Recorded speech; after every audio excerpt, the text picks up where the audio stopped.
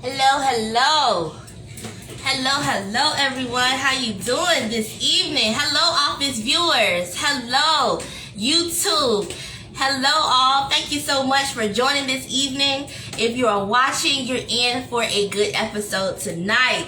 Thank you, Mr. David. Thank you for joining. Yes, my guest has joined. I'm excited tonight, y'all, about this episode. This is our March episode of The Office.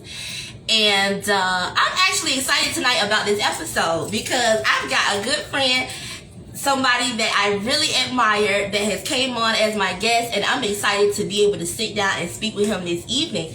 So we're going to get into it. First things first, y'all. Y'all know with The Office.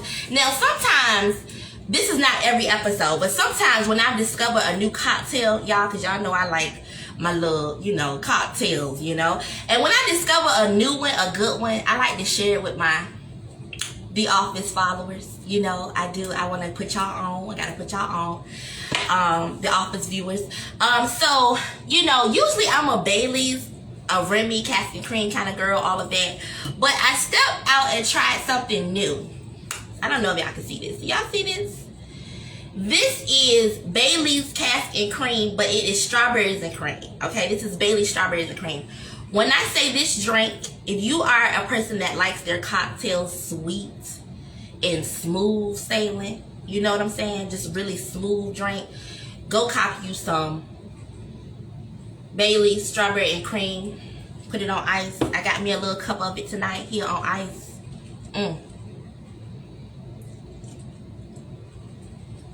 Yes. So go ahead and cop that, y'all. I'm gonna put y'all on now. I know if y'all men too, if y'all watching, men viewers, y'all might not want to be seen sipping a pink drink, but what you can do is throw it in a blender with some strawberry ice cream and make you a milkshake, a little strawberry mudslide. Put your little melted chocolate around the glass, and you got you a, it could be a co-op drink. You know what I'm saying? Men and women type of thing. So yeah, I'm just putting you on to that. So, at the beginning of the show, I do one small business and an underground artist. So, an underground artist tonight, I'm going to let y'all hear his song. He is so talented. He is super, super talented. He's from my hometown. His entertainment name is Ill Stress. And the thing about him is I can't tell his story. It's his story. Is for his to tell, and I haven't been able to quite get him on the show yet, and we're working on that soon. But he has a very unique, dynamic story. So I'll put his information in the description box below tonight after the show, and if anybody wants to go over and check out his YouTube and some of his music, maybe you'll get the gist of really what's going on with him. But I can't tell that story right now, but I definitely want y'all to hear some of his music, so I'm gonna play one of his tracks tonight, okay? And yes, his name is Ill Stress. I like people that have miraculous, dynamic, overcoming, powerful stories, and his music is dope, don't get me wrong, but his story behind his music is really what I love, okay? And that's what makes the music even better for me. So I'm gonna go ahead and let y'all hear one of these tracks. One of the tracks I love is called To Whom This May Concern, okay?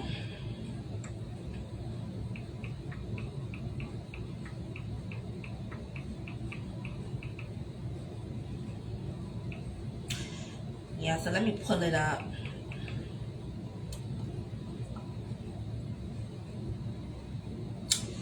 Alright, hopefully y'all can hear. I done broke my Bluetooth today.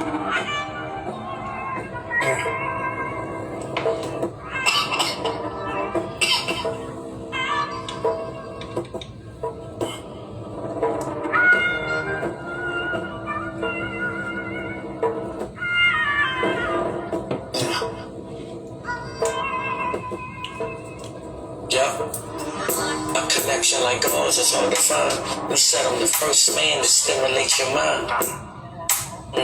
That was deep, cause we conversed through text message. Won't even speak. Got me sipping on this Bible, trying to force myself to sleep. Anti-social, so all I do is think, like, should I let you live your life? I mean, you deserve to be somebody's wife. Is it selfish of me to want you to myself, knowing that a nigga got 8 years left? Shit, can you handle it limit yourself when temptation gets to knocking and desires run wild. The thought alone makes it hard for me to crack a smile. I'm not questioning the woman that you are. I guess this is me expressing some emotion through these bars. But we talked about it and we both been scarred. Leaned on each other when times got hard. A crutch for the pain, umbrella for the rain, shelter for your tears. Calm down, baby, I'm here. Maybe not in person, can hold you when you're hurting, but I can strengthen your spirit, help you float above the surface. Tore down the walls, broke through the barriers, heart in my hands, hoping I'm the carrier. Yeah. And the bond comes natural. Now, it doesn't seem forced. Rush this for what? Let it play its course. I'm excited what the future has in store. He smothered your fire, but I relit the torch. In it for the long run, bad days long. You know the ones when you don't feel the flyers. Anger on your face, irritation at its highest. Every mountain you place in front of me, I'ma climb it. You can try and hide your happiness, I'ma find it. The love that I hold in my heart, baby, is timeless. The shit we got here, it's nothing like it. Listen, I want to give you them forehead kisses. Good morning, Texas. Wake up in the morning and cook you breakfast. Rush to your need if you ever feel restless. Protect you with all my life if shit gets hectic. I don't want it easy, it's something I want to earn. All I need is you, to whom this may concern. All I need is you, to whom this may concern. To whom this may concern.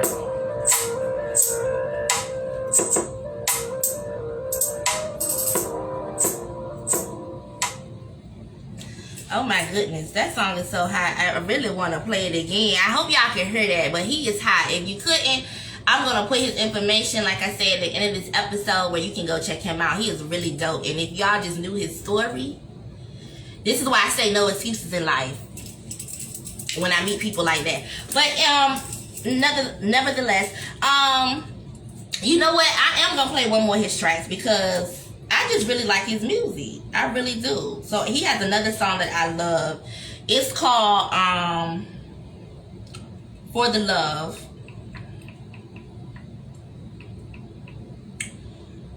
Let's see.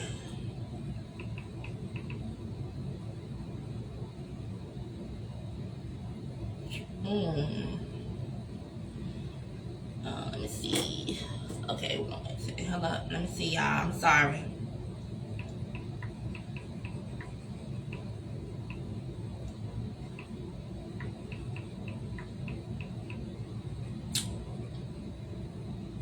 All right, here we go. This is another hot one, y'all. I've been looking for love. I've been looking for love. I've been looking for love. I've been looking for love. I've been looking for love. I've been looking for love. I've been looking for love. You said you don't wanna be my woman till they set me free. All I can think in my head was go ahead, Dave. You can do that up here, dog. You can do that. I don't want your financial gain. Just be conversation. Do your thing, brother. Oh, touch. I know you're gonna get it out. My speaker broke today. I dropped it. Yeah, baby, what about us? I've been looking for love. I've been looking for love. I've been looking for love. I've been looking for love. I've been figuring you out. I done tap into your mental. Say you got a life on the head and you wanna live it. We got unfinished business. You started it, let's finish. You saying this can't be, but want me help you with your feelings. You don't mind. Yes. Oh, I'm sorry, y'all. My speaker broke today, y'all. I just find it funny how I won't make a difference. If you leave and come back, I'ma be the same nigga. This time passing by, but I guess that you don't need it. Pretending you don't care, I know why you won't admit it. The same thing is, you can come to your I know you wanna get it out. It don't do the song Yes. But baby, what about us? What about us? I've been looking for love. I've been looking for love. I've been looking for love. I've been looking for love.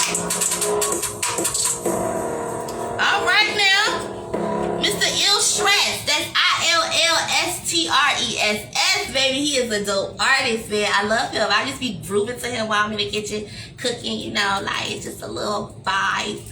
But yeah, so I also want to let y'all know, please do not sleep on going to check out Lady B the artist, which is me. All of my information, my links are in my bio on my Instagram page, my website, where you can go check out the music on different platforms. So you can see that information in the link in my bio. Don't forget to go over and slide on over to Angel Wing Sauce on IG. You can follow me there, my Hot Wing Sauce page, and you will see the story, my journey of becoming the next wing sauce queen. Y'all, it's definitely going down. Y'all see the journey. We about to take it up a notch. I'm so excited this year. I got some good stuff brewing. So yes, y'all slide on over. I do private catering as well for events, whatever you got going on. Just DM me, hit me up. There's also my website. The link is in the bio. Everything is in the bio on Instagram, on my Instagram pages. I'm actually designing a new website for Angel Wing Sauce where we're buying the domain. Woo woo.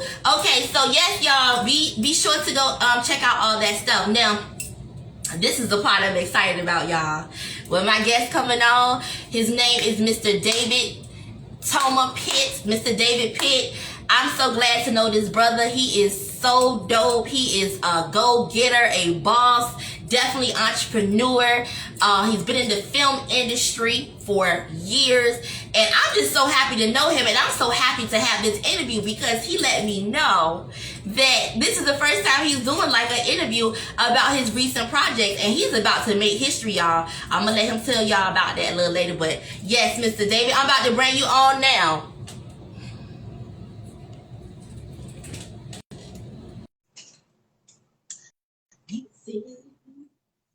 Yeah.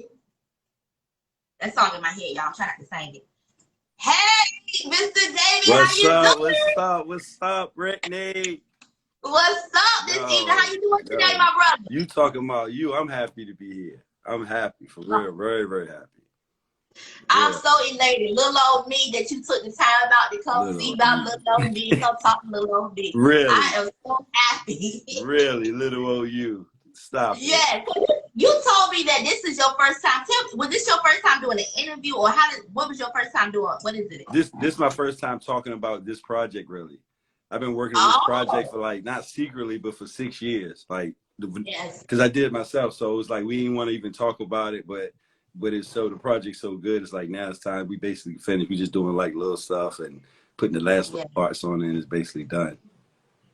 So are you saying that Brittany is getting, The Office is getting an exclusive tonight? Yes. Yes, you are. Okay. All right, now. We love exclusives.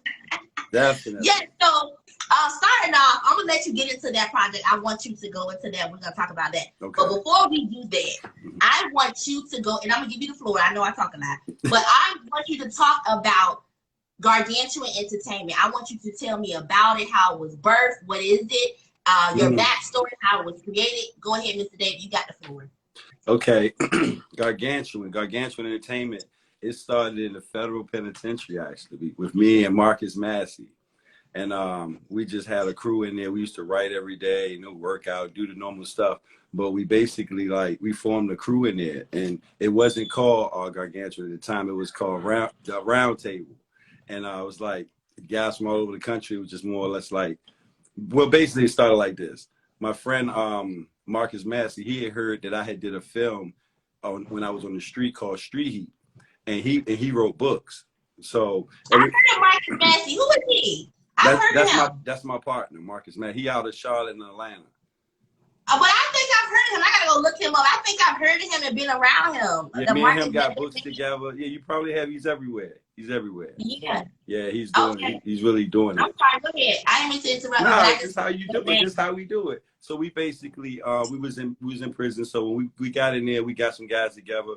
Matter of fact, one of the guys right now, Rook, he up in Detroit. He just dropped a movie on Amazon Prime. He's doing big things. The Cheddar Boys out there, they doing their thing. They part of our crew, but that's a separate crew. I heard the Cheddar Boys. Oh my goodness! It's so crazy. These my people. Oh. Like I got pictures. We was actually in the feds. All of us in there together. You know what I'm saying? Like, it was crazy. That's how we all came together. Like, the story is just really crazy because it's like, you got guys, some guys notorious guys, you got hustler guys, and we all had creativity. You know what I'm saying? We weren't just dumb guys, because we ran stuff on the street. So when we got in there, it was more or less like, what you gonna do? Still do street shit, or you gonna come in here? So when Marcus came to me, we was kind of beefing on the basketball court. So everybody was like, "Yo, don't mess with that dude. Da da da. He's he's ruthless. Da da." I'm like, man, I don't care nothing about that shit. You know what I'm saying? So me and him ended up becoming friends. He came to me, he's like, "Man, can you teach me how to write movies and scripts, and I teach you how to do books?" Woo. And that's how it formed. So every day at 6 o'clock, every day, it's so crazy. Every day at 6 o'clock, we would be in the library working for 2 hours every single day. We ended up walking out of prison with 13 books and 13 movie scripts. Yeah. Dave, are you for real? Yeah, we haven't even started yet. We haven't even, like, it's like we dropped the movie maybe 4 years ago, more or less, like, just to get out here to do something and not really do it the all the way correct way. You know, people liked it, pretty good following from it. But what happened was we just basically realized, like, we got to get our craft right. And when we got on the street, coming from prison, you just ready to go. So we just came out here and went crazy, but we weren't doing it all the right ways and crossing our T's and dotting our I's. So me and Marcus said, let's do it like this. Let's get our money right. We got to have some money. Let's get some good projects. And then we started. So right now he got a couple of projects he's working on. I'm working on some projects up here in Virginia and out in Cali. We have a company out here called Evolve Media Future and Gargantuan Entertainment. We still together, but we do separate types of film. So he doing more the urban, more storytelling, like street, not just street, but those type of stories. And we telling like the more exotic stories that Black people haven't even ever had a chance to see or hear from us before. Yeah. So when we got on the street, we put out our book, Creeping on the Come Up. Marcus Massey, that book did really well. Our bestseller. Then we put Big Girl Don't Play Out. That's gonna be a story that's like gonna creep back up in about 5 years, and everybody gonna be like, where did this story come from? And it's been out. The book is incredible. We actually pulled it off the shelves because I don't want that book out yet, because it's actually it's a dope story, and you might can play the part. I'm telling you, it's crazy. Girl, look, sorry, I didn't say girl, but I was just about to say, hold up there, because I'm a little thick these days, but big girl don't mean big, like big girl. And big girl mean like she got power. That's what the big girl really means. She runs shit. She's the story, the character. She's the biggest. She beat Big Tobacco, but she also has voodoo powers. Yeah, the story is crazy. I'm gonna get you a book. I'm gonna send you a book. Please. I got you. Real. Please. I got you. Seriously. But basically, but you are incredible, Dave. Y'all story is incredible. Yeah. Go ahead. Yeah. So me and Marcus, I started working on the project. I got a true story. It's called LSD, and we took it and morphed it. And I'm really creative. So what I did was... Before we go into that, because see, that's your big announcement. I ain't gonna let you just ease it. I like that. Okay, because this announcement right here is huge, David, and I want you to. This your show. I'm just here. You show me what to do. That's what I like. Look, I wanted you to talk to us about Gargantuan Entertainment and how it started. But before you ease into this thing, because this is not little boy stuff that you're doing, Dave. Oh, no. This level that you about to go on and this new project you got is about to be huge. Go ahead and tell people. I don't even want to wait no more. Go ahead and tell the people, David, about your new project, this new movie. Well, we've been working on the project for 6 years. Me and my guys, and we decided to do something different. And this movie, it's a full-length film. Fully like when you go ahead and watch this movie, you're gonna think it was scripted. We calling this the movie The Mind of David Pitt. I did the whole movie from my head. The actors never know what they were gonna do before the scene. We just had them with their clothes on, that everything they did, and I'll tell them what to say before the scene, and I tell them what I needed. It's so realistic because there's no script. So I would give them a lead, and then they would take it and become that character in the movie. And the movie is about LSD. Yeah, it's about LSD. And this is the announcement, don't nobody know. It's the first Black psychedelic film ever made in the history of filmmaking. And we did that. We did that, y'all. We did it. And see, because most psychedelic films, most are Caucasian, and people like that, that's their type of stuff. So we don't really get into it. But this story going to show you what happens when Black people take LSD. It's a whole different ballgame, baby. Congratulations, David, on that. I just really want to say, because I love being around Black excellence and greatness, and being the first of something that is deep. Yeah. That's deep thought. That's deep. That's deep, and that's your calling, and that's your gift right here. Yeah, I'm gonna I tell want to you. make sure that you do everything that you have to do logistic wise. Where can't nobody take that from you, David. Yeah. Can't nobody take that title. Yo, You listen, understand? I'm gonna tell you some other stuff that's crazy. People was calling me crazy because I stepped off the scene for like 4 years. Nobody seen me. I was shooting this Yeah. film. What happened was we shot this film, right? I had never actually got behind the camera, just direct and write. So Okay. the movie was so sporadic, nobody could really follow it, and nobody believed in it because they were like, we don't know what's the next scene. I'm telling them, I got it. Don't worry about it. Just believe me. But 4 of us got together and we shot it, and they believed, and they followed me the whole way to the end.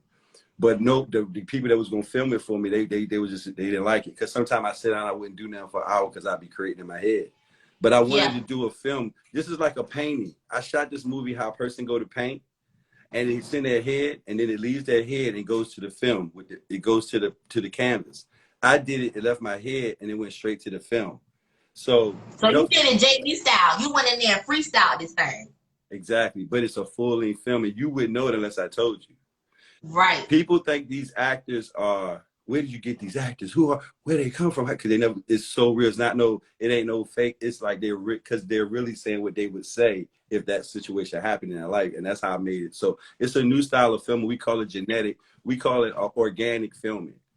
And people do it, but we doing it people do like short stories and stuff like that. We did a whole film, everything. And then what I did after we had it, I didn't have it. I didn't have what I needed. So that's what took so long. So we went back and I shot it 5 times. I won't go. It was with your own money, your own budgeting, your own funding, everything. No outside finance, nowhere. I had a couple friends look out for me, help me out, here and there, bumps in the road. But for the most part, we did it ourselves, the whole film. And you'll think we spent millions of dollars. We had no budget because we got real special effects. I mean, it's just shot. So you got to remember this. You're going into a head of a person. You're going to feel like you're high on LSD and you've never done it. That's one of our log lines. The first film that you can watch and get high without taking the drug. Okay. Now, did any of the actors take LSD, David? Did they? Okay. We were smoking, so though. We were smoking. But I'm going to tell you, we were smoking. Did they have a drug test? You know everybody want to know LSD. You know that. I'm just kidding. Listen, this movie, like I'm not gonna lie, shooting this film, I said I'll never do it again, probably. Like I did it, but now that I see it, it's just like I'm amazed. Like I'm sitting here, I can't let y'all see too much. It's on behind me, but I'm amazed like every day because my editor. He adding all the stuff to it, all those sound effects and all the thoughts I had, and then he's putting it in. And as I'm seeing every day, I'm just amazed all over again. Like, so I'm just like, I can't wait for it. And everybody that has seen it, they just lose their mind. My daughter come over every day. Hey, Dad, can I watch LSD? I'm like, tell her we can't pull it up. We doing something right now. We can't do that. It's like she bring her friends over to watch. It's like all the young people love it because it's like how they think. They fast. They want it right now. And it's going to be an exciting film. I'm telling you, we can already do it. I can't wait to see it myself. That's why I never talked about it because I don't like to talk until I have it. You know what I'm saying? I'm not one of the people that, brag about shit. I don't do that. So if I don't have it, I ain't going to talk about it until I get it. And I got it. I'm about to be some Kanye on some Kanye shit. Okay. I'm so excited for you, David. I can't wait. So when you release the movie LSD, where is it going to be released? Is it going to be streamed or is it going to be I'm going to be totally honest with you. The way I shot this movie, did everything with this movie, I wait to get to the next process. Like I'm doing the last credits now, wrapping all the credits up, getting the music, Lady B, we look great. Look, no, because I gotta ask you, do you think Lady B's song is gonna make the cut on this movie or not? You already made the cut. You already made it. This is my shit. It's my shit. You made the cut. You're a dog, yo. We gonna do this. What we gonna do? We gonna build. See, that's the whole thing behind Evolve Media Future. That's the company we working with. Our company, Evolve Media Future. We want to build. Like our whole thing is this. I want to show. It's like people say I can't act. People can't do that. I'm laughing like y'all. Everybody act every day. We all are actors. And when you go, we all actors. When you go into Congress and they talking about the actors, we all act.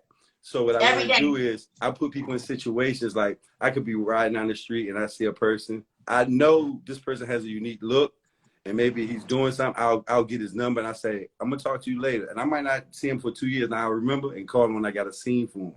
You see what I'm saying? Yes. And these people can do it and don't even realize it. When y'all see this Yes. movie, y'all gonna be blown away. I cannot wait. Yes. I'm gonna invite you to the private showing. I was gonna ask you that because I was like, did you have a premiere yet? Because you said people been seeing it, but you only showed your close family That's and it. friends. Yeah, just my people. Oh yeah. I would love to come to the premiere You day. Where definitely you gonna think be there. No, you coming to the personal private show, just the private day. We're gonna have the premiere too. I'm gonna have a premiere here in Norfolk. We're gonna have one in Charlotte and probably maybe Atlanta and probably LA. Oh, I definitely want to come to the one in LA too, because I've never been to LA, David. Do you know that? I've never been to Okay, LA. well, see, listen, the world about to see you too. Yes. You see what I'm saying? Yes. It's coming. It's radiating everywhere. I can look at you. You got it. Straight up. Yeah, real stuff. Real stuff. Thank you so much, brother. I appreciate that. Definitely. Because I got my dreams too. You know what I mean? And that's the thing. Don't see people. That's the people when they say David's crazy. He's crazy. My daughter was around me the whole time. I said, tell her. I said, tell her. People think I'm crazy. She like, yeah, Dad. People think you crazy. I'm like, why? I don't bother. She said, nah, because you ain't how you used to be. You ain't flexing. You ain't whipping. You ain't doing. You ain't partying. I'm like, yo, I'm done with that. I'm done with that. We got $1 billion. We have $1 billion worth of material. Real no bull ass. I got shows. I got TV. I'm like, who got time for that? Who got time? Who got time? And you are movie producers, and movie producers are always on a different plateau mentally. Yeah. You know what I mean? They're always on a different plateau. Yeah, Every movie producer, even if they weren't major Hollywood screen producers, even if I met a movie producer, they were always deep mentally. They were deep into their craft, and they were different. Yeah, you know? definitely. Yeah, definitely. Yeah, I'm excited. I'm excited for Virginia. Yeah. I'm gonna tell you. Yeah. I'm gonna That's tell you another why. thing that we forgot to put. You're from Are you from VA? I'm from Baltimore. I'm from Baltimore, but I grew up and I done my shit here in VA. Yeah. Yeah, I met you in VA. Yeah, I met you. Yeah. So are you repping VA with this movement that you have going on? I'm definitely repping the 757. We actually get ready. My film company is good. We get ready to name my film company 757 Films. That's going to be my company, and we already got that going. So I'm going because everybody was like, "Yo, move here, go. Let's start here. Because we ready now." So I'm like, nah, I'm gonna do it here. Everybody, it's harder to say there, but we don't have nothing here. So we got to do it here, and I want to show people. I'm sorry, but we don't got nothing there. Yeah. So I just feel like, and the thing about it is like my close friends like Pusha, No Malice, you know what I'm saying? They out here doing what they do, you know what I'm saying? It's like, but it's time for other people to show, you know what I'm saying? To pull up and pull it together. And these gangs and all this killing out here is crazy. Like, it's time for something. It's time for something like come out of here where people can feel good about, Yes. And the thing about me, it ain't about, see, I don't do it for money. Yeah. See, I've been past all that and had all that and done that, you know what I'm saying? But it's like inside me, it's like what I believe in, and I believe it's a lot of people don't have a chance to do it or have that will. Some people need a push, you know what I'm saying? And that's what we coming to do. Like all my team, let me tell you like this, we built the team. I made my team so powerful that they can leave me and go make 200,000 a year without me. You understand what I'm saying? And I ain't paid them $1 in 6 years. Yeah. Yeah. And they stuck and they here and we ready. You see what I'm saying? See, that's what you do. You build it, we built it together. It ain't me. You see me, but I ain't nothing without them. You see what I'm saying? Yeah. And your people gotta be I get mad. I'm a tyrant. I'm mad when I see them slacking. Like I want them to be better than me. Right. You see what I'm saying? Because that helped me. I can do less. Because I'm done in 5 years. I'm done. Yeah. I'm retiring in 5 years. I'm out of here. I'm done. And you done seen the money. You done seen the streets. You done seen the cars and the bundles of cash. You know what I'm saying? You done lived that. Like ain't nothing to that. It's about leaving a legacy and being great. Exactly. So exactly. it's good what you're doing. I mean, David. Let me ask you, that movie Cheddar Boys, is that the one with Mr. Cheeks involved? Mr. Cheeks. I know Sosa Baby in it. Out in Detroit, Royce 5'9" is in it. Okay. Street Rook, and that's who doing it. My man Rook, his movie. It's like 3 people in it though. Like they got all the music, the big guys out there. I know Sosa Baby and the dude Sosa. They in it. Do you still talk to Pusha T and Malice? Are y'all still close? Yeah. I spoke with Malice. My bad. No malice. Gene. I talked to Gene probably about a week, 2 weeks ago. Yeah. We all talk, you know. But it's like everybody, we like more or less like, he'll just say, I go, he like, yo, Pitt, we need to talk. And, you know, we talk. But we on a place where it's like, you know, we all got, he got like his things he doing. I'm got my thing. Nobody really has no time for nobody, you know. And we don't feel no kind of, we understand that. But if anybody call, we right there. You know what I'm saying? That's all that counts. You know what I'm saying? Because we got a journey. You know what I'm saying? And I got a time. I'm trying to be somewhere on the beach. I ain't trying to do nothing else the rest of my life. But sit back. Sit back. And you won't. And, you know, and I'm gonna do it because I don't need. Because I ain't trying to get a billion. I don't need a billion. I don't need all that. You know, give me about 20, say 40 million. Right there, good for me. And I live off my interest. You know what I'm saying? Sit back and watch my kids good. That's it. You know what I'm saying? But yeah, man, it's like that's what it's about. It's about building. That's what you doing too. You building and showing the world people that people might not know nothing about. And like we were talking about you, we great push you crazy. You know what I'm saying? Like straight up. Nah, real talk. I'm ready. I'm ready. And listen, I'm ready. the sauce, I heard about this sauce, this wing sauce. What is up with that? So David, yes, I gotta get you over some. I'm gonna ship you some out. I gotta get your address. Okay. I started it in 2015. It's a wing sauce I made at home in my own kitchen. I wanted some wing sauce one night, and I put this ingredients together, and it's stuff that you would normally mix together with hot sauce and peppers, you know. But when I did it, it was amazing, baby. It tastes so good. Yeah, I gotta get this, man. So I tried it on, you know, family and friends to see if I got the same reaction. It blew out the water. They were you to death. Okay, I was taking it to baby showers. I was making my wings, taking it to events, and people was just eating the heck out the wings. I got flew out to Las Vegas one time, really, to make some hot wings. Okay, see, that's what I'm talking about. I was like, I gotta go hard. So I read. I'm a black girl in the sauce business. Nobody in my family. Well, you know what? I've actually studied and found out, David, that my grandfather on my mom's side was the wing king in Decatur, Georgia. Oh yeah. And I didn't know that. Yeah, he was in a newspaper and everything. He was. Ain't that crazy? And he had his own wing sauce back in the day. And that's crazy. Ain't that crazy? Because I never knew him. But that's growing up. You need to do some research on him if you can, the best you can.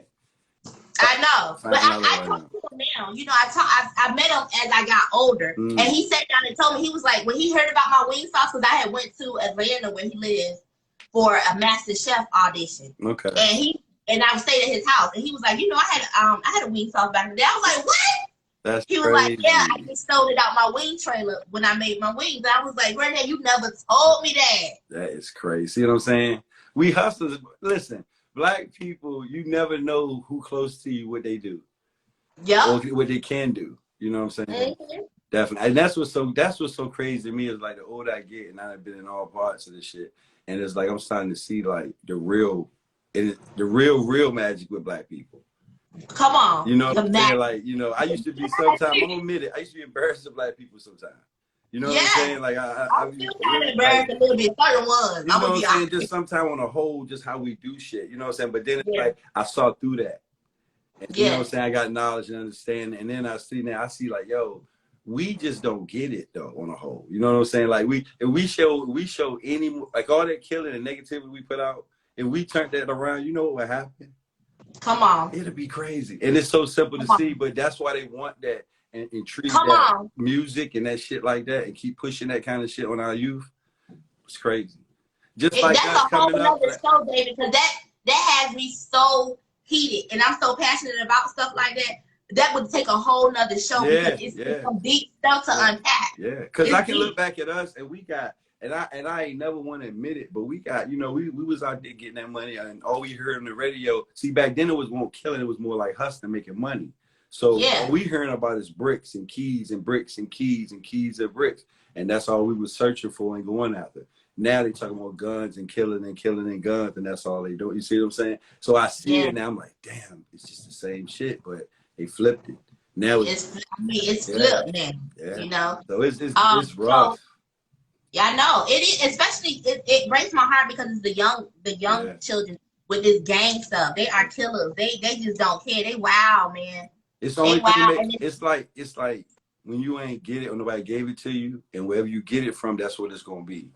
So yes, so if you didn't get it where you should have got it from, you're gonna get everybody will get it from somewhere. So when they get it, that's how they get it.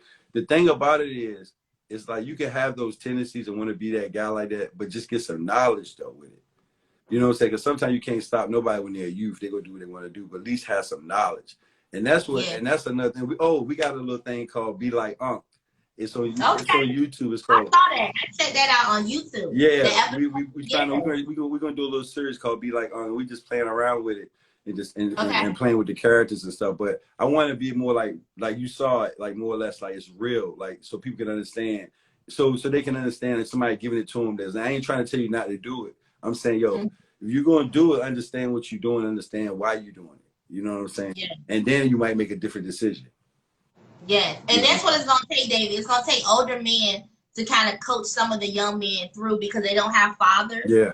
Yeah. They don't have, they might not have grandfathers or uncles to look to, so they need someone. Because the sad part is, a lot of knowledge and a lot of things that you got came from you having to sit down and be in the prison system. Is that correct? Yeah. Because we You know, got and raised. See, we got raised like I got raised by my grandma, raised by mom and dad in the crib, and then got raised in the street. I know it's the street, but I got raised by dudes that was bosses. You know what I'm yeah, saying? Like they won't for the killing shit. You know what I'm saying? They was like, you gonna protect yourself and your shit, but it ain't about that. It's about getting that guap and staying low. We got taught a different way to do it. And yeah, but we didn't get they getting taught by take it by any means necessary. You know what I'm saying? But we're taking it from each other though.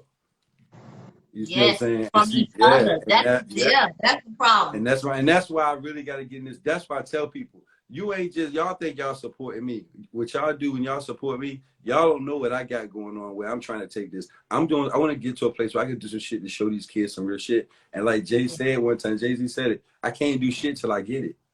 Yes. Until so y'all realize it, when I get it, I'm not just saying that shit because like remember I ain't doing it for them. I ain't trying to get it for the money. I'm trying to get it so I can do something with the money. And I can show because these kids don't understand nothing. So a dude like me, right, come out, okay, I can say I did it and made all that money on the street, right, and had a bad ending from it. Okay, boom, I took the bad ending, turned it around, then came back and hustled again. 6 years on one film with no money. You see what I'm saying? You gotta find ways to make it work and do it the right way and shit, so you can stay out here to see to the end of the shit, not just do it. And that's why I say I want to be that person that can say, yeah, man, somebody did do it like that. He the Jay-Z of film business. Come on. You see what I'm saying? Because guess what? Jay-Z, they say Jay-Z go in the booth, right? They say Jay-Z go in the booth and spit from his dome, right, straight to the, I did a whole fucking movie. Come on. A whole 2-hour fucking movie from the dome. Come on. No more. You know what? I'm gonna tell you this though, because it's a black woman that's hitting in your lane doing that, what you call organic. That's Black China's mom. Okay. Tokyo Tony. Okay. She's got a channel on Roku TV. She bought a network channel on Roku. Okay. And what she's been doing, I watch her lives and stuff on YouTube. Okay. She's been going to the streets of Flint, Michigan, Philly, all the roughest gutters in America. I'm saying she be in the gutter, talking to crackheads and drug addicts and homeless people and prostitutes, and she's filming it all organically. Oh, okay. And these women are telling their stories. The men are telling their stories. That's so dope. That's what I'm talking about. I got so much shit. And I done had people come to me and try to invest and try to do, but see, it's like their visions is not what I see. So I got to do it my way. And I said, if I can't do it my way, I got to do it the way I want to do it because I've done it with people and it worked, but it's like, it's still going to be, I'm not that person. I'm that motherfucking one. You know what I'm saying? Yeah. And it's like, one time, right, I would never say that ever out loud. Yeah. Because I think that's bragging. I don't like bragging. I like showing. Oh no, it's not about bragging. And so, but the thing is now, I can say you done pay the cost to be who you are. You gotta let people know there was a cost that came with being David Kid. Right, and I can say that now. There was a cost that came to being me. So there's a certain amount of value that comes with me. That ain't bragging. I thank you. I really appreciate it. Because guess what? I'm gonna show people how you can do it when ain't nothing but a wall behind you. Your back is against it. And you know what I'm saying? And that's how I do it. You know what I'm saying? And it can be done. I'm gonna show people how I did it. You know what I'm saying? We got some shit coming, man. Like a lot of shit I ain't really talk about, but we got some stuff like this project right here is the one that's gonna put us where we gotta be to start it. Cause everybody gonna love it. And the one thing I'm hearing about it, I did first I didn't like it, but now I like it. Everybody say not a comparison to the movie, but they say, yo, that shit like next Friday, yo. Everybody, that's what Really? everybody feel like that. Cause it's, Oh, you don't never know what's gonna happen. Like you know how you can watch a movie and know kind of what's gonna happen. yeah. You would never, nobody can guess my movie next scene. Next Nah, and it all makes sense at the end. It's crazy. And it's fun. It's funny. It's crazy. I'm excited for you for this. Yes. For this. Yes. We got some Now, new. you know, we were talking briefly. I think we were texting or Okay. Instagram. I was DMing you, Mhm. and you were telling me that you were traveling, doing some filming, and you were stuck somewhere close to that Ukraine war, like that Ukraine war, and you had to get out. And luckily, you were able to leave. Tell me a little bit about that. What was going on with that? We had got contracted to come over to shoot a little documentary in Ukraine about some. I can't talk about it, but a whole different something, nothing about no war stuff, just something they wanted me to film for them. So we over there, so we over there chilling, and all of a sudden, boom, they like, y'all gotta go, and then they like, y'all gotta go. It hadn't happened yet. The war hadn't started, but they knew it was about over there. They knew it was about to start, so they got us out of there like pronto. Gotcha. And we was gone. So I'm so glad that you was able to get out of there. I'm sorry. Go ahead. Was it something else you was about to say? No. That's part of, that's what I'm saying. That's part of your journey. Like, you know what I'm saying? It's like you get this opportunity to do something like that, and it's like, and that's the kind of stuff that I don't even, when it went wrong, it didn't even, because you only get paid half of it. You don't get your food until you complete. So it's just like we got our upfront money, but you know, it was like I wasn't feeling bad because we couldn't finish. It was just like, damn, look at this. It's like history. You know what I'm saying? I'm in the middle of this, my story. You know what I'm saying? Like it's part of the whole shit. You know what I'm saying? Yeah. And that's what I'm right, saying. the whole like, journey. yeah, and that's the thing. Don't nobody know what I do. People don't know where I be, what I do, and because I don't post what I do. You know what I'm saying? Right. You know, and we talked about it, that's why I told you. You know what I'm saying? Well, they say gangsters move in silence. I like a little flamboyancy myself. I can't wait, yo. I can't wait. My people talking about we do the movie, we got to pull up in the Ferraris and all that. We got to stunt. I'm like, man, y'all crazy. They try to I'm gonna be looking bad as hell for this premiere, boy. It's Pusha T up here about this place. I told everybody I'm not even gonna show up my own premiere. Okay, all right. don't say that, David. Everybody like, you gotta come. I'm like, I'm gonna come. You know you gotta be there, David. You know that. You think Pusha T? I might never show up my own premiere though. I might not even come. You think Pusha T and Malice gonna support you at one of the viewings? I don't know. I don't even think about it. And see, that's funny you say that, right? How can you not think about it though if y'all boys though, David? Because you gotta see. I understand the industry. You gotta understand the industry. It's not all the time of what people say, oh, that's your man, you know, da, da, da. Like I know Missy. These are my people like grew up, we know.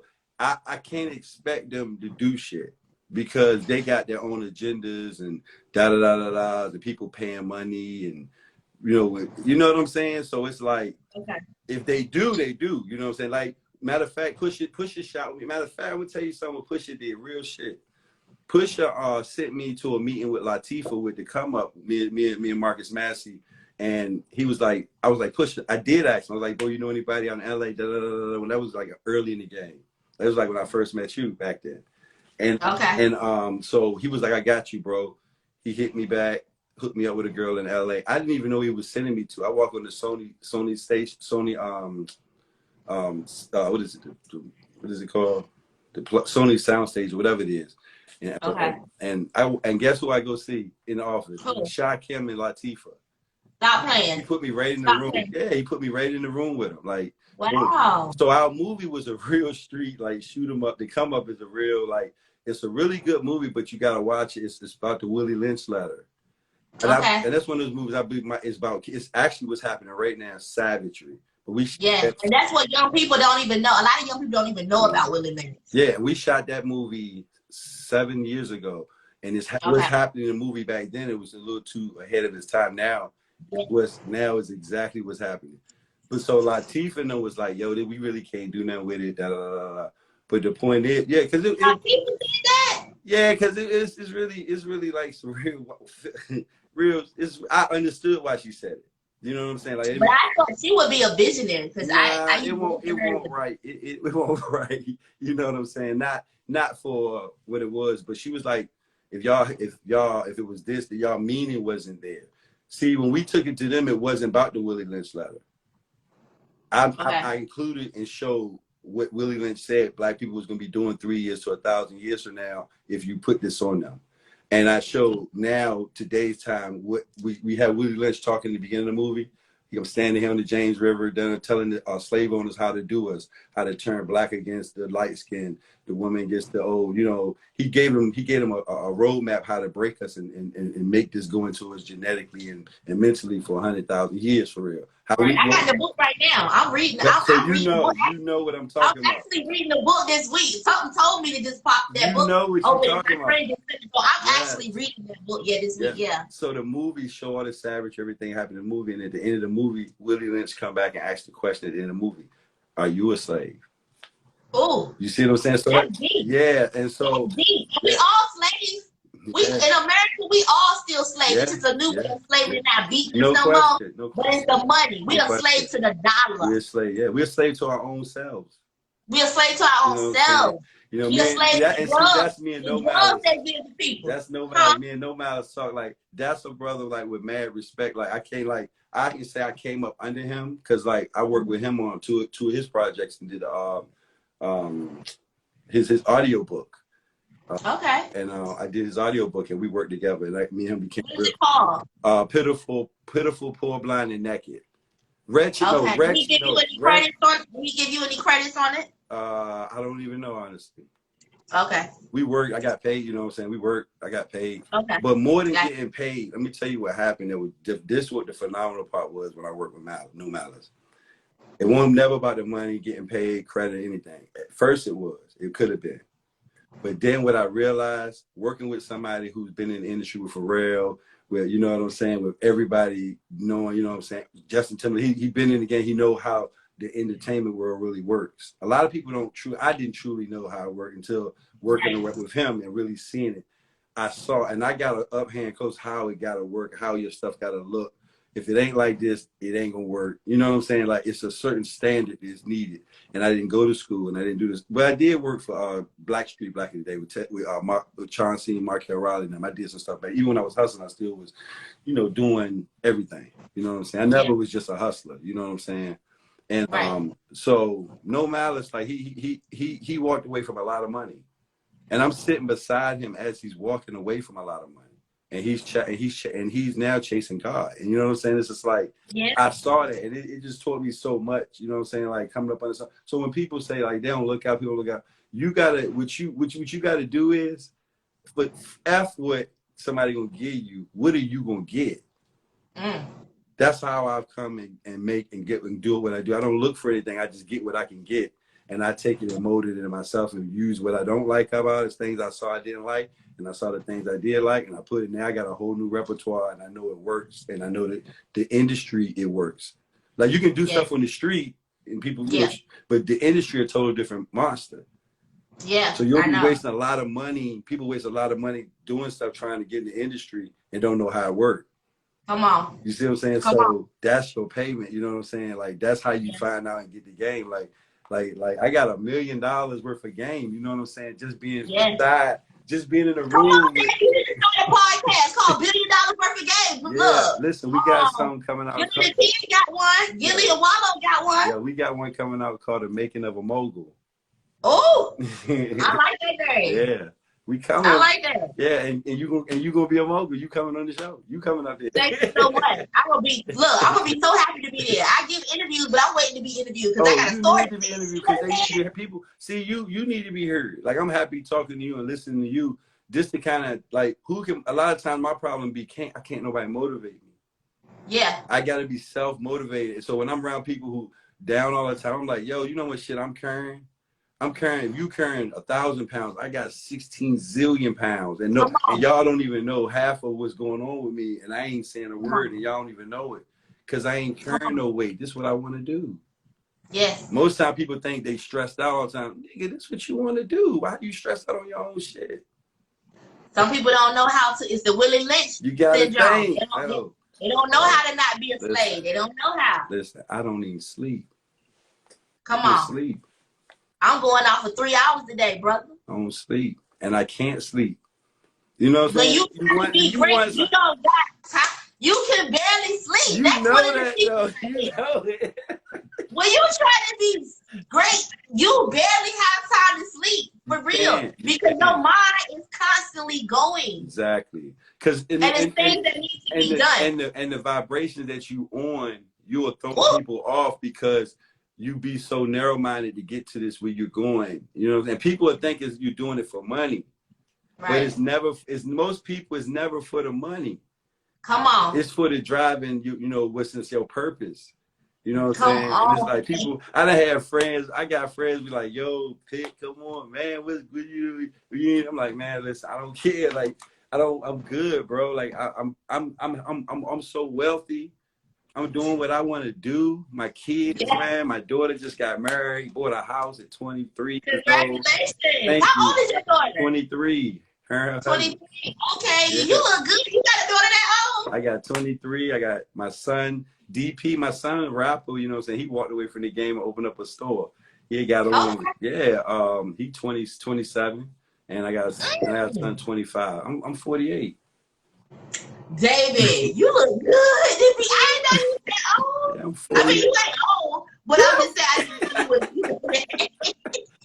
I didn't know you was that age. You look good, Dave. You keep yourself together. Man, shoot. I don't drink a lot. Okay. That's the only, you know, I smoke a lot. I smoke probably a whole lot. You know what I'm saying? Like, and people understand, like, the level I work, that's why I understand people talking about weed. Like, man, if I didn't have the weed, I couldn't stay focused and stay calm. Right. Before I started, I never smoked weed. So I was 40 years old. Oh. I tore my Achilles, and I was in like pain, and I ain't had no pills, and I smoked the joint, and I was like, oh, because I wasn't no druggie. You know what I'm saying? I was an athlete in school. You know what I'm saying? So, but marijuana, I also actually use it for actually pain. You know what I'm saying? Not just to be doing it. And the level, I can work at a level I work at like that. You know what I'm saying? And this gonna be crazy. People will probably say, you crazy, Dave. I have not been high in 5 years. Ain't no problem with that. I ain't never not been high. You might as well call yourself a Rastafari then. You enjoy the Rastafari. Most likely I am. I've never not. And look, talk about that. Look, you see, and we just inquired. My company just inquired Virginia's for Smokers. We got it. I was gonna ask you about your merch, Dave. Tell us about the merch. Yeah, we just started a company called Virginia's for Smokers. We had to get the name. It was a little hard getting the name because Virginia's for Lovers, and we had to fight them because they were like, "Oh, no, it has nothing to do with that." You know what I'm saying? And we had to buy the fonts, the Virginia's for Smoker fonts. We had to get the LLCs done, so we finally granted it to us, and we got it. That is so good. As a matter of fact, we're gonna be a 420-ish. In Portsmouth, my man Jermaine Green and Louise Lucas and them, they got the thing, Rick Ross, everybody coming to the show. There's a big festival coming the 23rd and 24th. Everybody. Somebody wrote in the comments, P-Town. Yeah, okay. Everybody gonna be there. P-Town. Everybody gonna be there. They got City Girls. They got a roster today with all the Rastafarians. It's gonna be dope. So we got a booth out there. We're gonna be talking about it. You know P-Town gonna show up. You know they're gonna show up. It's been haters. There's a lot of hate, man, but my man Jermaine, them, it's so dope. I saw the day Rick Ross.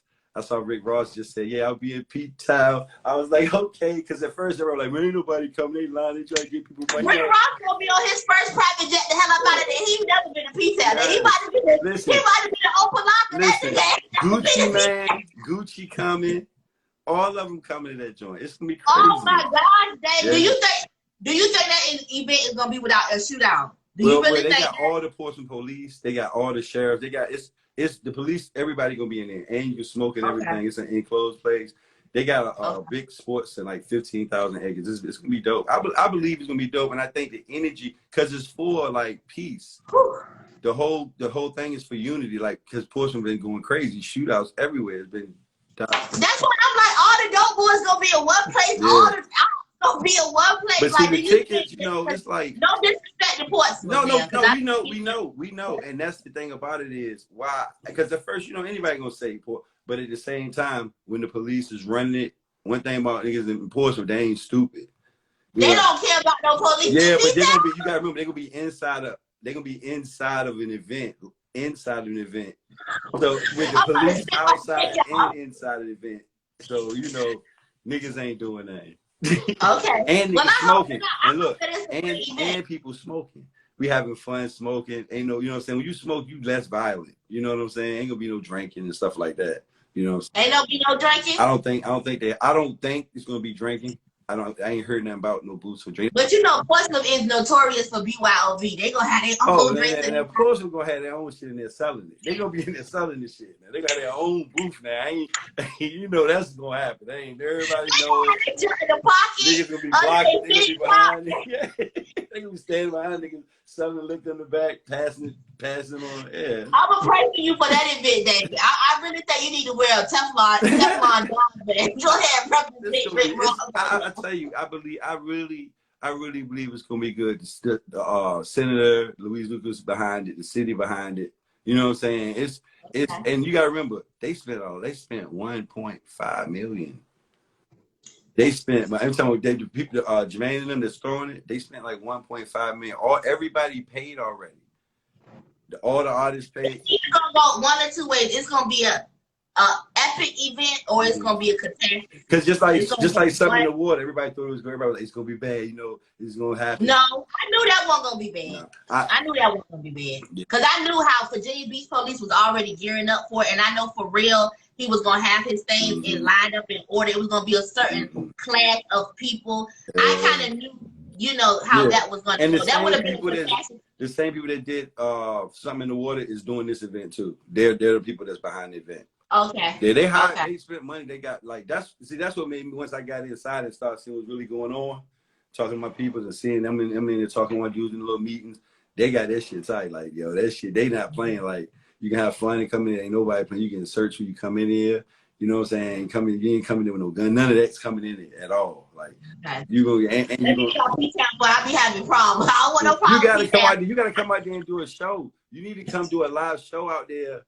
I'm telling you, and have just the feel and everything. Get your booth out there and do a live show. It'll be crazy. I did live shows back in the day, David, in the 757. I did a couple of Hampton and Newport dudes. I had to have security. I was bringing 4 or 5 niggas with me. It was so much going on, and this was in the early 2000s. You know what I'm saying? I had niggas trying to holler at me when I got my boyfriend there. Like it was crazy. Like I was like, no.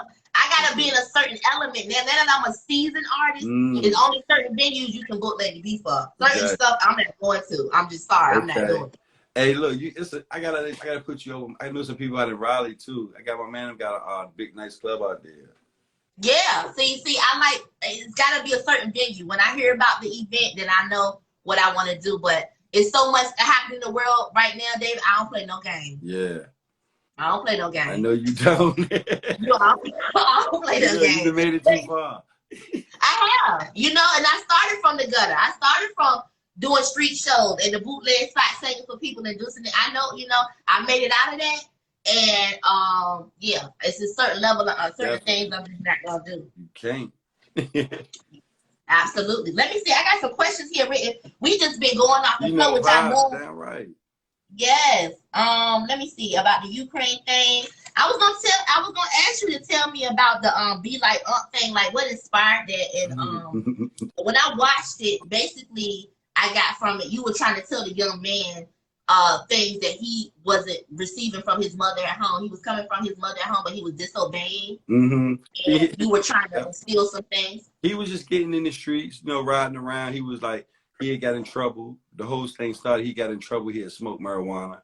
And his mom was like, her son had already came up under me. I was the big drug dealer in the neighborhood. And like, Kevin was her other son. He got killed in the streets.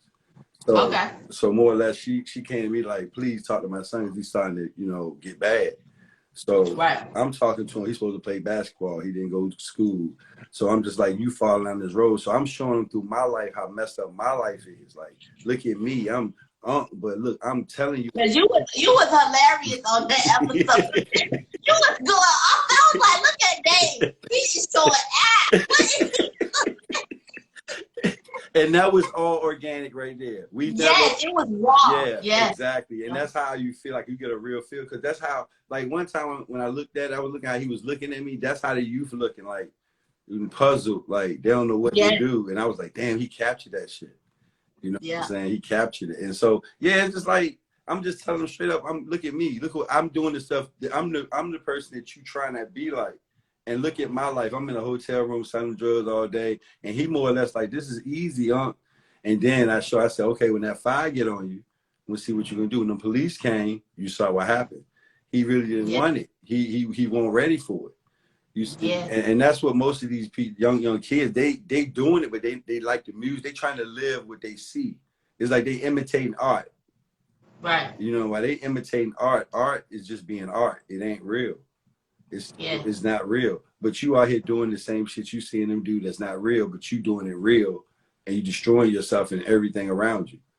So it's more or less like I'm bringing it to show. I use myself in the character as, look at me. You want to be like me, you know? Right. And it would look like I didn't get to him. You know what I'm saying? Like he at the end, and at the end you see what happened. You know. So we got another one. I'm going to do one with some games. Interesting.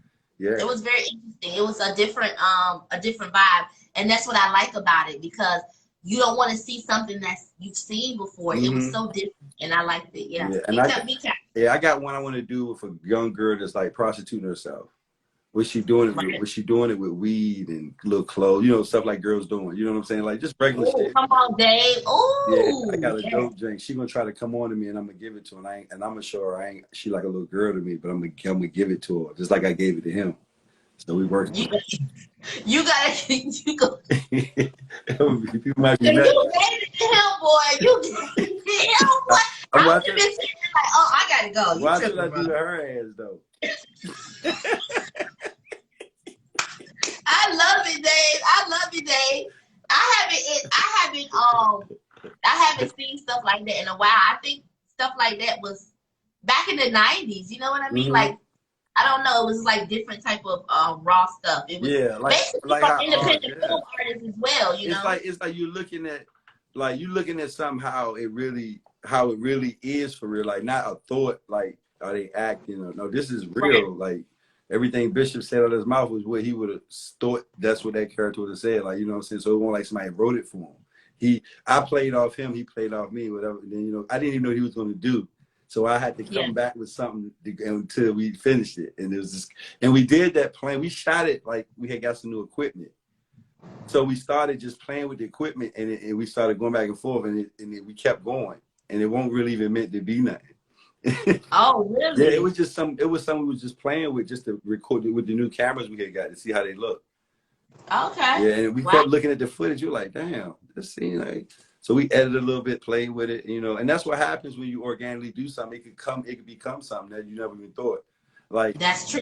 Yeah, like I told you, I shot the movie 5 times, right?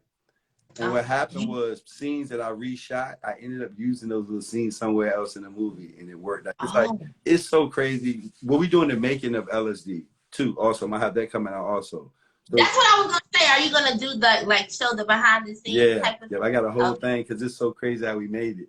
I was predicting it like 6 years ago. We was all sitting on the bed talking. I said, and the things I was saying then, remember, it was in my head. I hadn't never wrote it. So, and now to see everything that I said is now exactly what I said. It's like almost scary. Wow. Yeah. I can't wait, man.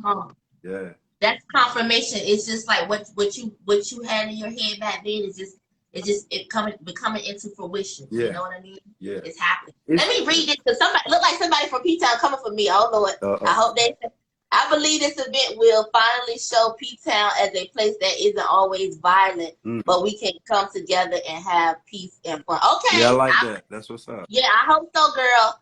Who is this?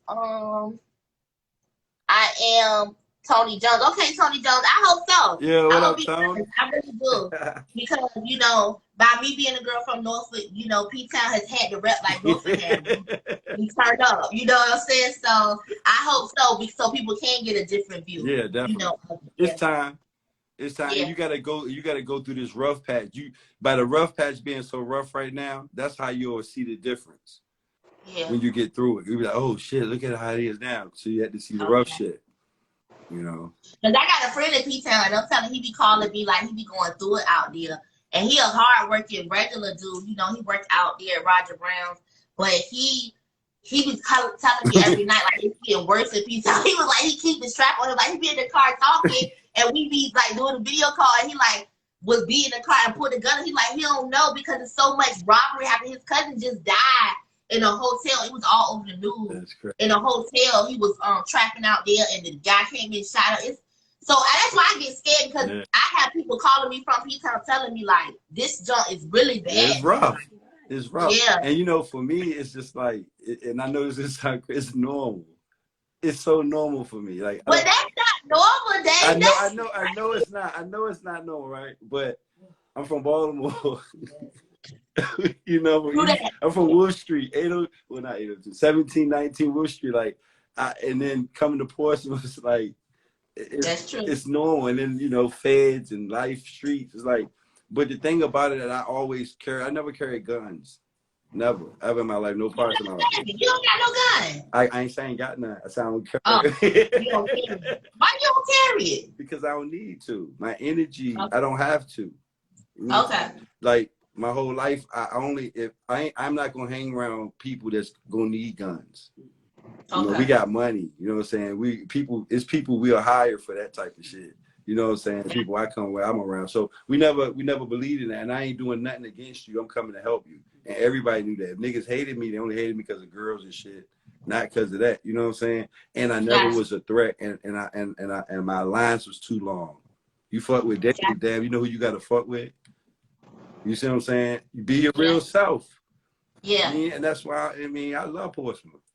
When I go home, I love Portsmouth. Like, and I know it got the baddest, worst rap, but just like a nigga out of Brooklyn here, Brownsville, they'll say the same thing. Like, if you the heart of that shit and you for real, and the niggas out here for real, these people out here like, and they down dirty, and I love them niggas. You know what I'm saying? Like, I seen them good in them too. You know, and it's like like I said, if you don't get it. I used to love to hang with people from Portsmouth. I had a lot of friends in Portsmouth, and I used to hang in Portsmouth sometimes. I had a good time in Portsmouth, and I used to love the Portsmouth niggas with all love and a hood and but I ain't gonna lie, I had some good times in Portsmouth. So it ain't, you know, when you really on some shit, you don't really, if you don't belong there, you know what I'm saying, it ain't a place for you to go. You know, I'm gonna be honest with you. If that's just how I really see it. Like, for me, I belong there. You know what I'm saying? Yeah. So I don't see it like everybody. I heard, and believe me, I heard when I'm out there. But it's like normal. It's always been like that. You know what I'm saying? That's why they call it Pistol City. You know what I'm saying? And Norfolk Shark City. Come on, you better don't sleep on Norfolk there. You know, I always tell people, because you know I'm a historian. Yeah. And Nat Turner is my cousin. A lot of people don't probably know or like believe when I say it, but I have family lines that prove Nat Turner is my cousin. Yeah. And when I read his story, when he was going to kill, you know, those white people on the plantation and all that, he went to Norfolk to recruit the men to help him. Yeah, he did. So they go to show. Norfolk niggas been down to the back. You know what I'm saying?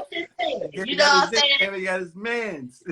Yeah. He went to Norfolk and to recruit guys. And I think P-Town guys too, if I'm not mistaken. He went to Norfolk and heard that shit. We were going to pop somebody. They jumped in there. Yeah, they did. Come on. And that's not against my, you know, I ain't we ain't for it. We just talking about it's just what it was. Yeah. It's history. Yeah, but that's what he did. Yeah. That's what he did. So now we ready to now you rebuild it. Well, look, see, you know how you just said about you told me, because I was a little different. I'm from the Harriet Tubman days. That's what I look up to. You got that nat in you. So you got that turn in you. That's just... Come on. I be having to suppress that junk, Dave, because like I'm daughter. Like, my daughter the same way. She carry her joint. My daughter the same way, crazy. She gonna keep her joint on because she ain't playing. Come on. You know, she ain't messing with nobody, though. You know what I'm saying? And ain't gonna do it. Ain't gonna do it. Definitely. But I just come from a different mind frame. But I get what you're saying. Yeah. You know what I'm saying? But it's kind of a little different for me now. I'm a black woman down in the South. I stay in the suburbs. I'm all around white people. Yeah. Some of them like us and some of them don't. No question. You know? And I'm a woman that I always been protecting myself. I don't trust nobody. You doing right. You ready? Yeah, exactly. Yeah, and so it's just a lot of reasons, but you get where I'm coming from. No question. You know? I'm 100% with you. That's right. But I'm so glad that you came and talked to me. I don't want to hold you too long because I know I can talk to you. Man, listen, I'm in here working. I'm gonna be here all night. It don't matter. But before I let you go, David, because I got some stuff I want to address to my viewers before I end the show. I got a little game for you to play. Okay. Before I let you go, okay? I'm gonna ask you some questions. Go ahead, keep it 100. Okay. So Raising Cane's or Chick-fil-A? Chick-fil-A. What? Yeah. Okay, I'm That gonna let you have that macaroni cheese they got, man, that got me, yo. It's good. Oh my God. No. I ain't even tried that macaroni cheese. It's like grandma a little bit. It's almost like grandma, for real. The burnt, really? the burnt, for real. I don't know what they doing. I don't know what they doing at I Chick-fil-A. might have to try it, David. You gotta go, for real. You gotta try. Okay, I gotta try. BBW or Slim? BBW and Slim. I like both. You want them all, right? You just want them all. You greedy. I like both. I like both. Pusha T or Drake? Pusha. Period. I knew you was gonna say. No, but, I mean, I'm talking now. It's two ways you look at it. You talking about songs like listening to, or motherfucking like lyrics. Pusha. You know what I'm saying? Pusha, that dude I want to listen to. Like I want to hear that. You know what I'm saying? That thing. But Drake, you gonna listen to Drake all day. All day. I like both of them. Though, I like Drake too, though. I like Drake too. Yeah, I like Drake too, for sure. Mm-hmm. So, but you said Pusha T though. Yeah, definitely Pusha. Definitely. Okay. What was it? I had to ask you. Light or dark? Brown. And you can equate it to women or liquor. It doesn't matter. Brown. Gotcha. And Cardi or Nicki? Cardi. Gotcha. Yes, for sure. Well, no, I'm a Nicki girl. I thought you said Nicki. But I like Nicki too, though. Like Nicki to me a little bigger though. She like I don't look at them the same. You don't look at them, but you know they never gave Nicki a Grammy. Can you believe that? Yeah, but Nicki to me like bigger than all of them. You know what I'm saying? Okay. She a little bit. That's She's more like pop than me, like way bigger past that. You know. Yeah. Nicki more. I want to listen to Nicki in the car. You know. Yeah. You want to go to I want to listen to Cardi in the car. I want to go see Nicki in concert. Oh, okay. You know what I'm saying? I got what you're saying. A lot of people, well, you know what? When I do that little game, a lot of people say Cardi though. Some people say Cardi though. You know? So Cardi got her.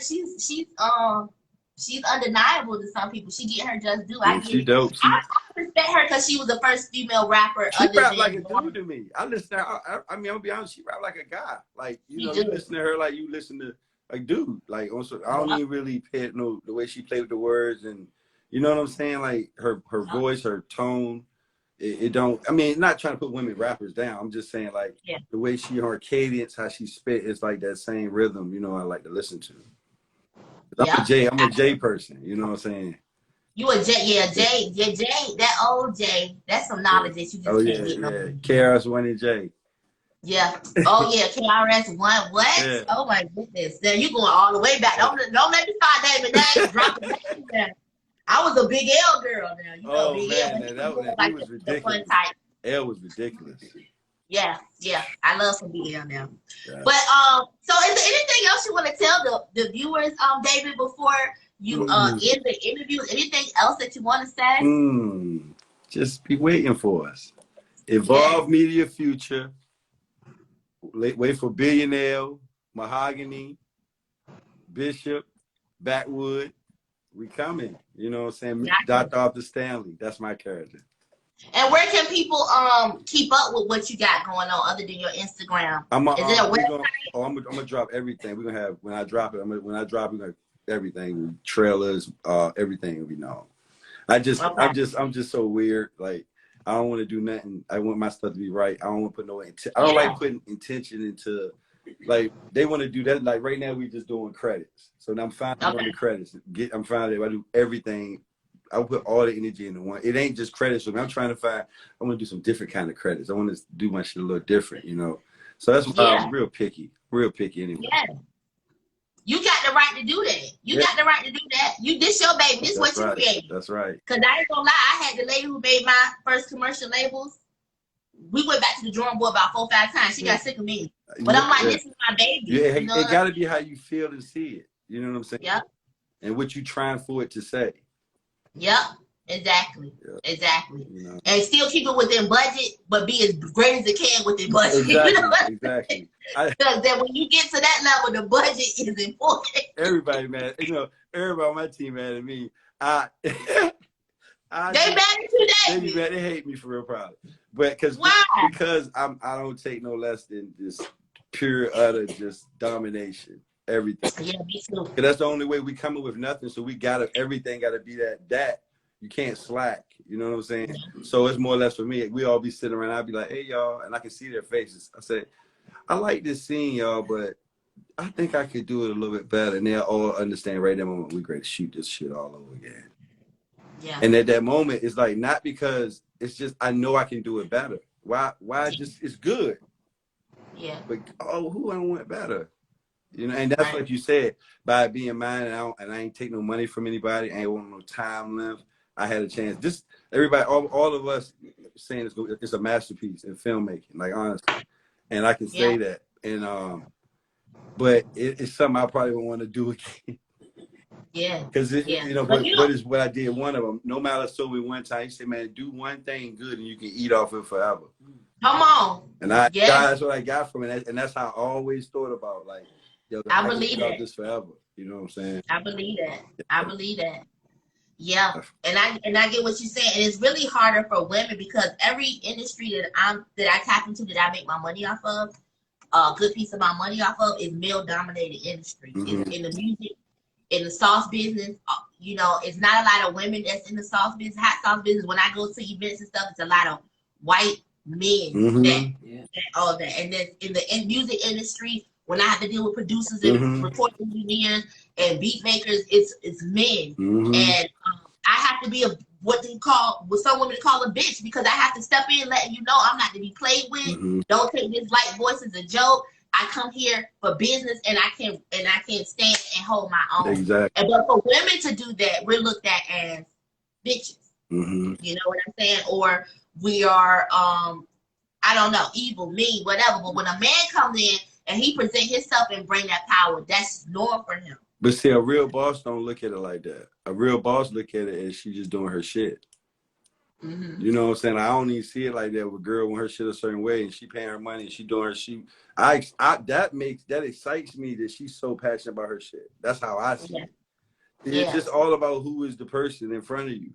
You know what I'm saying? What they thinking about. You know what I'm saying? What their intentions are. You know, oh, she cute. You trying to holler, you know what I'm saying? Go get up. Oh, Jesus. That's a whole other story. And then look, if they won't do it, then you be like, damn, no niggas ain't know. Exactly. So that's why I got a little secret that I keep with me, you know what I'm saying? So that I can stay away. But yeah, it's tough, you know what I'm saying? It's tough for a woman, but you gotta really, when you representing yourself, you know what I'm saying? I know, trust me. Being represented by a man, it's obstacles, and it's real deal stuff that be going down. Yes, it is. Yes, it is. Yeah. Man, it's all good though. I'm so glad, happy, man. We gonna wrap. We got a lot to talk about. For real, I got a lot to talk about. I'm gonna go through the music real good, go through the scenes, and I'm gonna let you know where the spot at. I'm gonna send you the clip with the music in it. I probably call you. After this interview, we will have another conversation more so about business, because I want to talk to you about some stuff. Yeah. So I hope that we can have a conversation offline, but I definitely want to be a part of what you're doing. Hey. I've been watching you for years. Yes. I know. Yeah. I know. I definitely know. I'm happy. I'm proud of you, yo. Thank you. I'm proud of you too. Thank you. And we here for you. Evolve. We do promote. We do everything. We do our branding. We do it all. I got you. Videos, man. I got you. Yeah, we do it all. You gotta go look at our video. Yeah, we got all of that. All that. My first video was no Malice video. With Evolve Entertainment. Tell me about what you do with Evolve. What is the things that you guys offer with that? Evolve is like our creative box. Like we be like LSD. Like LSD Gargantuan is affiliated company. Is our affiliated company, but LSD, the team on LSD shot the whole LSD. You know what I'm saying? But by me being affiliated, Evolve. Okay. But by me being affiliated with Gargantuan, it's still a Gargantuan project. Cause see, it's like whatever I go do, my man is part of it. that's a whole nother thing how we move. If I'm over here, it don't matter if we see each other or don't. When I do something, he part of it. He do something, he part of it. I'm part of it. You know what I'm saying? That's how we move. We took that from the Wu-Tang.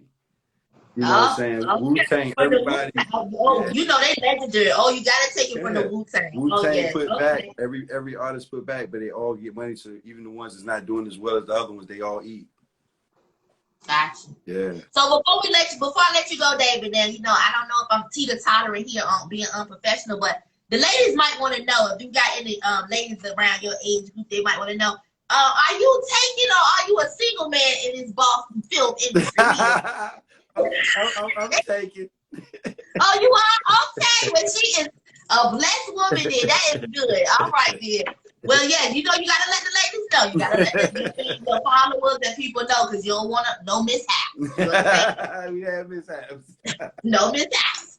All right, David. I enjoyed talking with you tonight, and I'm so honored and so glad that you came to sit with me. I'm so the same. Everything you said, man.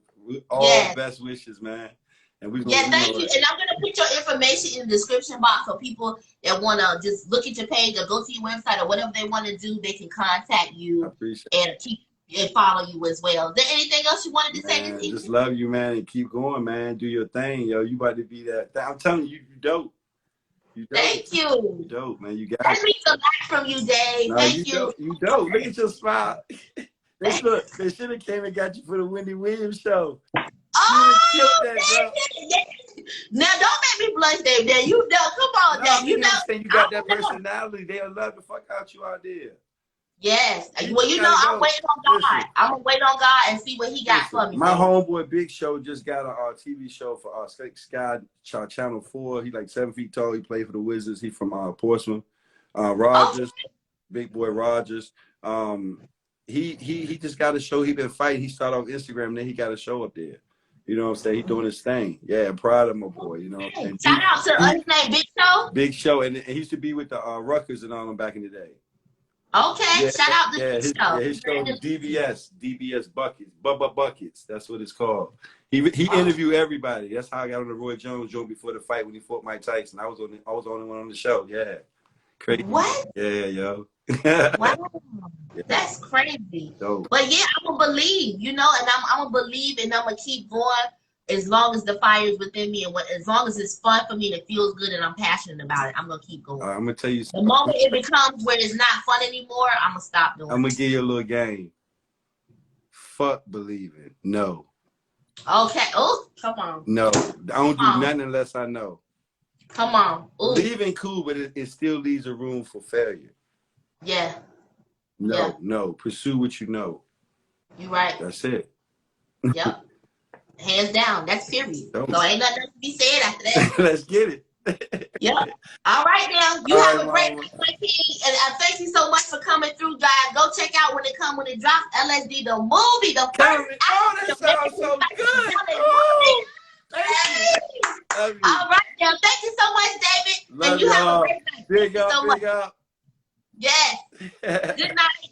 All right, Mom. I don't know how to exit the live, Dave, so if you can hit that X button for me, please. Thank you so much. All right, guys. Yes, that was hanging with Mr. David Pitt. Oh, it was such a great interview. All right, somebody from back home. The vibes were great, y'all. I was so glad to get that interview. Thank you again, Mr. David. And I will put his information in the boxes below after this film wraps up, after this episode wraps up, so you guys that are interested in him or if he intrigues you, you can go follow him. And yes, so just 1 second, guys.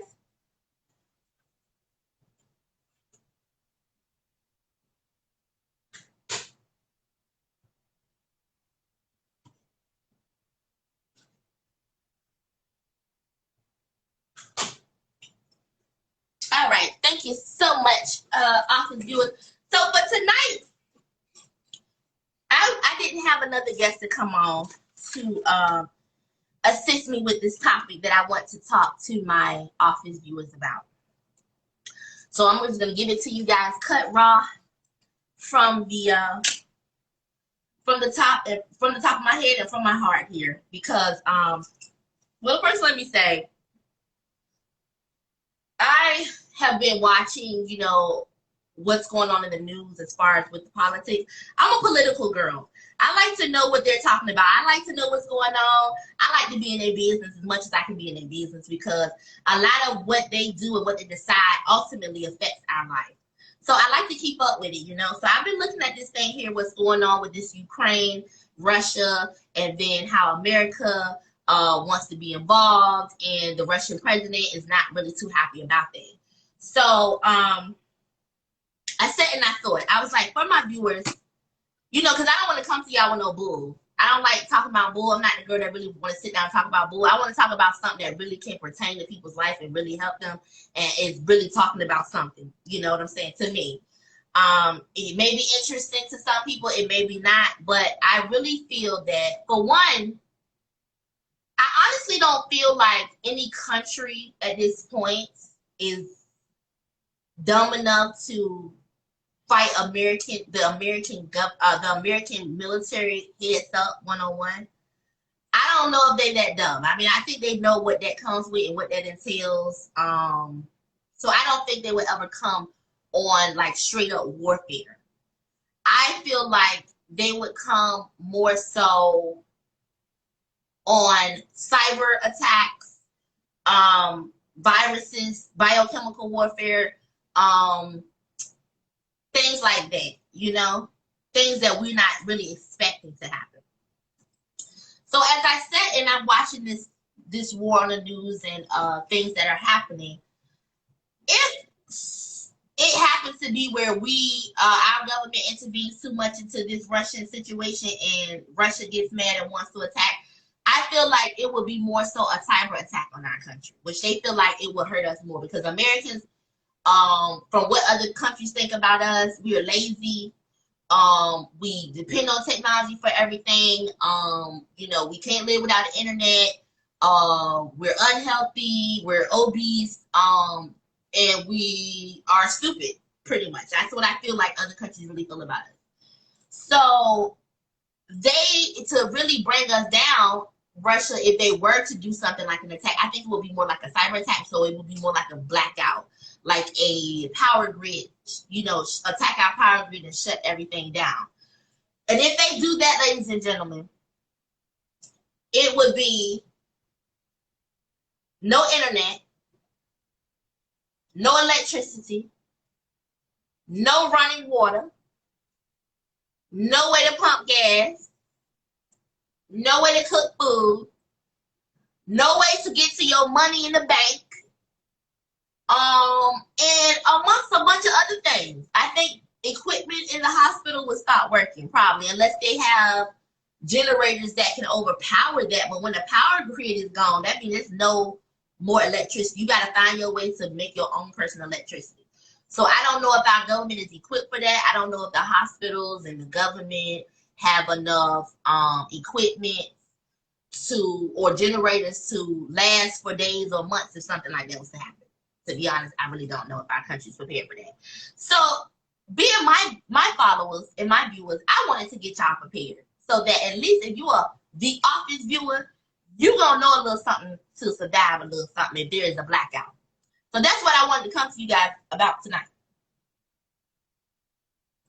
And I got a little list of things to do to prepare for this, because I believe if we have an attack before there's a nuclear attack, it will be a blackout. And then we'll attack our power system. So the first thing that you want to do is prepare your spirit more than anything, first and foremost. Make sure that you have a relationship with the Most High God. Make sure you're reading your word. Make sure that you are indulging in learning and loving and getting to know God, and drawing closer to the Most High. Prepare your spirits. Prepare your family spirit. Prepare the people that surround you. Prepare their spirits to get ready for the tumultuous time. God will cover his own children. God will cover his. That is a guaranteed fact. Psalms 91 says, neither the terror by night or the arrow by day will come against you. So believe and know that you will get through. But God gives us a brain. God gives us common sense. God gives us wisdom. God gives us people around us that have knowledge and wisdom. So I'm going to say prepare, people. Prepare. The first thing you want to do after you prepare your spirit, the second thing you want to do is have a plan for you and your family. So in the middle of the day, say there's a blackout in the middle of the day, or there's a blackout out the blue, and you have family members that are out of the house. Maybe some people might be at work, people might be in school, whatever. Have a plan for your family so that if something like that happens, everybody know where to meet up at. Everybody, because if that happens, your cell phone's not gonna work. You're not gonna be able to have no communication. So you want to make sure that you tell your kids, tell your whoever's in your household, hey, if this goes down, this is where we're gonna meet, and this is what we're gonna do. So no matter what, make your way to this location, even if you gotta walk. You know what I mean? Make sure you have that plan put in place. Secondly, see here, I wrote some things down for y'all. You want to build a blackout kit. So you want to already have that blackout kit at your home, because once that happens, people are going to be flooding the stores. They're going to be flooding and really looting, robbing, because the cash register is not even going to work. Your bank card not even going to work. Ain't nothing going to work. So they're going to be trying to go into the store, steal it, and take it. It's going to be a hot mess. So you want to go ahead and have these materials in your home for when a situation like this goes down. And I built a small list. And like at the end of this episode, I will put this link to a YouTube video that is very helpful. So people that actually care about things like this can go back and look at this YouTube video, and you can get information on the items that you want to purchase from Amazon or get from the store. And also, there is a list connected with this video of things that FEMA wants every American to have in their household for blackouts and things like that. So if you go tap on the link with that video, you will have a lot of information. So for this blackout bag, you want a radio battery operated radio. And I got one of those. I ordered it from Amazon. In that video, it'll show you. He has a link in the bottom of that video where it shows you exactly what you need to go order from Amazon. It describes all these pieces that I'm about to describe to you, and it helps you. It gives you a fuller understanding of everything that I'm reiterating to you tonight. You want a radio battery operated radio. Most of those have flashlights, and you want that for if it gets dark in your house and there's a blackout where your family can listen to music. You can charge devices. These radios have actual USB ports on the radios, and they have hand cranks. So if you need energy that way, these radios are very good. Actually, if something goes down where there's a power grid, there is still there's still a chance that old-fashioned radio stations will still be able to have access to their satellites to get speak to the people. So you want an old school radio that might still have access to these satellites where you can get some updates from the government if you can. Also, I'm just telling you that. You want candles, a bunch of candles at home that you already have. There's a blackout. These will help light your house. But if you have young, small children, please be careful and to not have those everywhere, because that could be deadly and catastrophe. It will be no way for you to call 911. So you want to have the candles, but make sure they're put safely around the house. You want to keep batteries, because once this happens, people are going to be walking right into Food Line, whatever they can to get batteries. And all type of supplies. So you want to already have this in your house. You want battery operated lanterns. These battery operated lanterns, they can light up a whole room. They can light up a room when you go room to room. They can light up, your bedroom, your kitchen, whatever. They are big for a space that your whole family might share. I even went and copped a couple of glow sticks from the Dollar Tree. You break those in two, they glow up, they light up a good area too. Whatever you can get to prepare. They have the headlamps, which are large lanterns that can light up the entire room. They also come with batteries. So you might want to get a couple of those. If there's a blackout and it happens to be the wintertime and it's super cold, your house will not be able to get heated. And from that, people actually can die from like not having heat. So you want to have hand warmers. And hand warmers, you can get these from Amazon. They also have them at Walmart and Dick's at the camping section. And you want a bag of hand warmers, one bag for each person in the house. So each person in your home, however many people you got in your home, you want one pack of hand warmers. These will keep your hands warm, and you can switch them over to your feet if you need to. But as long as your feet and your hands are warm, your body temperature can maintain, and that can save a life. So you want those hand warmers. You want to have some cards, some books, some board games, because your family's gonna be in the house, and this will be the first time that they won't be able to watch TV, have the internet, look on Instagram, Twitter, play Fortnite, play what's that, Roblox. They won't be able to do none of that. So to keep the kids active and to keep the family from being bored, you want to have some cards at home, maybe a couple deck of cards, some books, and some board games. And that will keep you guys' minds going while you are in the blackout.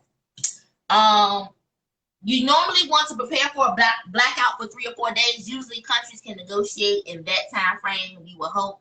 But if this thing get bad, you could possibly be going for months without electricity. So when it gets to that point, I looked into, they have these solar charged flashlights. So that means in the daytime, the flashlights are powered by the sun, the rays from the sun. And then at night, if you run out of batteries, you just set your flashlight out in the sun. That solar power lights up the flashlight, and you'll be able to use your flashlight at night around the house. Also, you might want to get into the solar powered lanterns as well. They have those. All you do is go in the morning, you set your lanterns or your flashlight so the sun can catch it, and then at night you'll be able to have power. You want to look into the propane camping stoves, because you won't have no stove to cook anything.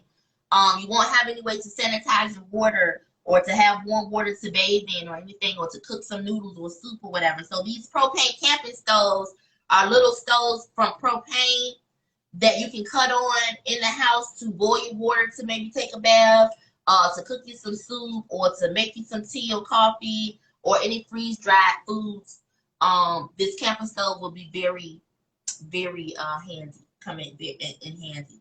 I would get a couple of propane, little refillable propane tubes to go along with that, because, you know, if you have a big family, you're going to go through that propane pretty quickly. And you also want to have a stack of water jugs. Y'all want to start doing that now. Go ahead and stack up your laundry room and your whatever room you got that's a storage room with water jugs. Because you won't be able to flush your toilet, you won't be able to take a bath, you won't be able to have running water. The water's not even going to come to your house. Because what people don't understand, water, when it comes to your faucets in your home, it comes from a waste management system and a whole water municipal system that is controlled by electricity. So once that can't work, you won't be able to get water to your house. So you want 1 gallon per person per day. And that's what the CDC is saying, that it wants people to be prepared for 1 gallon per person per day. And you want to have up to 3 days worth of that for each person in your home. On that video that I'm going to put in the description box of this episode, will tell you 11 things that FEMA is saying that they want all Americans to have in their house at all times. And it's for situations like this. And last but not least, what you want to have in your home is artillery. Just to keep your pistols, because what's going to happen is the people that don't listen to things like this, these warning signs, and when it's really go down, they're going to be hungry, they're going to be cold, they ain't going to know what to do, and they're going to go and try to rob and steal from people that got it. So you got to be able to protect your home, have you some bear mace, have you some pistols, have you whatever you got to do. You need to make your home like Fortnite, because the people that don't got it, they still coming for the people that they think got it. So be able to protect your home. This has been a great show this evening, the office viewers. It's been a great long show. I gave you some of the tidbits. I'm going to give you that video in the description box so you guys can actually go and look at it on your own. Thank you so much for watching. Thank you so much for my faithful office viewers that watch constantly. I love you guys. Thank you for your support. And this has been the Office March edition, March episode, and I'm out. Love you guys. See you later. Peace.